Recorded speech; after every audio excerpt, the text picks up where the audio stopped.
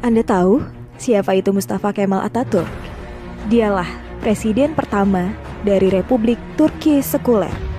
Dialah dalang di balik kacaunya Khilafah Utsmani sampai Khilafah Utsmani harus runtuh pada 3 Maret 1924. Dan ketika Mustafa Kemal Atatürk berkuasa di Turki, dia menjadi diktator pertama dalam dunia Islam. Dia yang memerintah dengan tangan besi. Habis semua umat Islam dalam genggaman tangannya. Tangannya berlumuran darah umat Islam yang menghendaki agar Khilafah Utsmani kembali menghiasi bumi Istanbul. Mustafa Kemal juga yang berhasil menghapus segala bentuk hukuman syariah. Dia yang menghapus hukum potong tangan bagi pencuri, hukum rajam bagi pezina, hukum kisos bagi pembunuh, lalu diganti semua itu dengan hukuman penjara. Tak hanya itu, Mustafa Kemal juga menghapus hukum waris, menyamaratakan ahli waris laki-laki dengan ahli waris perempuan, menghapus hukum hijab bagi muslimah, mengubah Masjid Hagia Sophia menjadi museum. Kalimat azan diganti menjadi bahasa Turki, menggalakkan minum-minuman khamr di tempat umum, dan menjadikan majelis-majelis ilmu, kemudian menggantinya dengan tempat-tempat lokalisasi pelacuran dan diskotik. Tak hanya mengubah sistem pemerintahan Turki yang islami menjadi sekuler, Mustafa Kemal juga memiliki sifat sombong sebagaimana Fir'aun. Dalam suatu kesempatan, Mustafa Kemal berpidato di hadapan para tentara, ex-tentara khilafah. Dalam pidatonya itu, Mustafa Kemal membanggakan dirinya dengan berkata, "Kini, siapa yang berkuasa? Aku atau Tuhan?" Dengan perasaan takut, para tentara itu serentak mengucapkan, "Andalah paduka yang kami takutkan sekarang."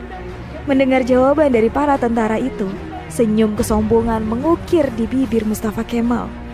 Tapi semua itu berhenti ketika periode akhir Oktober 1938. Saat itu, Mustafa Kemal awalnya menderita penyakit kulit.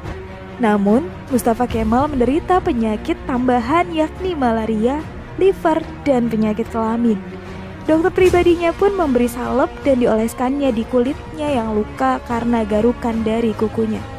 Dari Abdullah Azzam dalam bukunya Naratul Maf'udah menjelaskan prosesi ajal Mustafa Kemal Atatürk yang sangat mengerikan.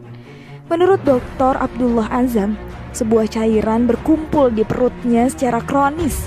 Ingatannya melemah, darah mulai mengalir dari hidungnya tanpa henti.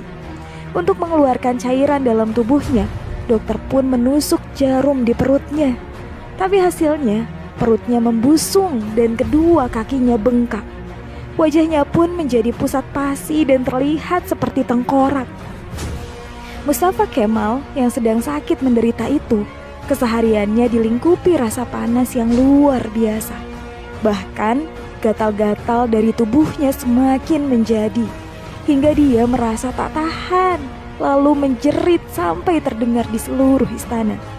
Para pekerja istana sangat ketakutan ketika Mustafa Kemal sudah menjerit karena kesakitan.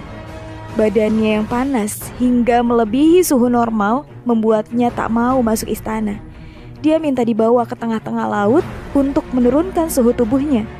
Tapi ternyata suhu tubuhnya selalu naik dan malah bertambah panas.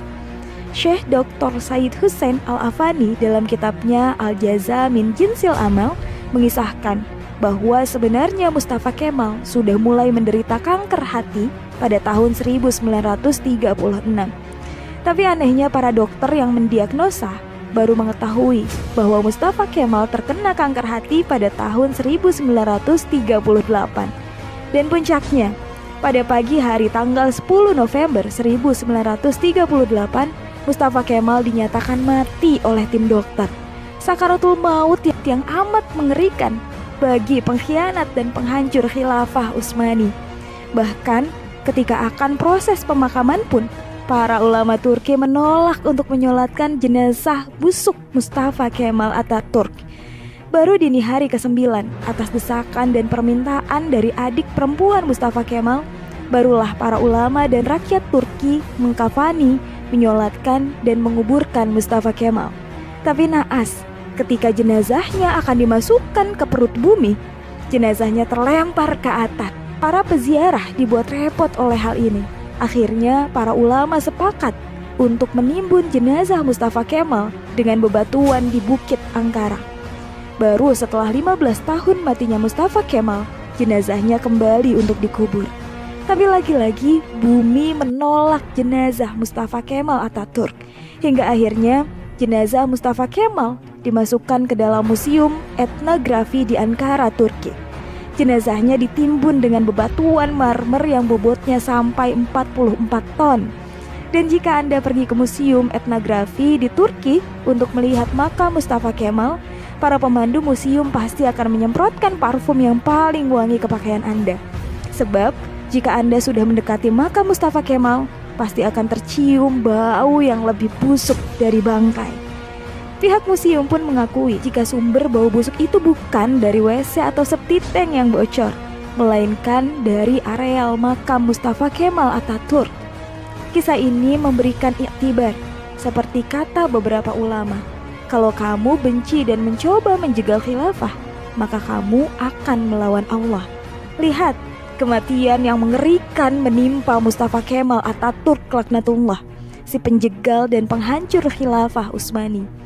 Aroma bau yang terus keluar dari makam Mustafa Kemal adalah cara Allah memperingatkan kepada siapa saja yang mencoba sombong dengan kekuasaannya dan melawan syariatnya, maka dia pasti akan mendapatkan kematian yang terhina. Wallahu a'lam bishawab.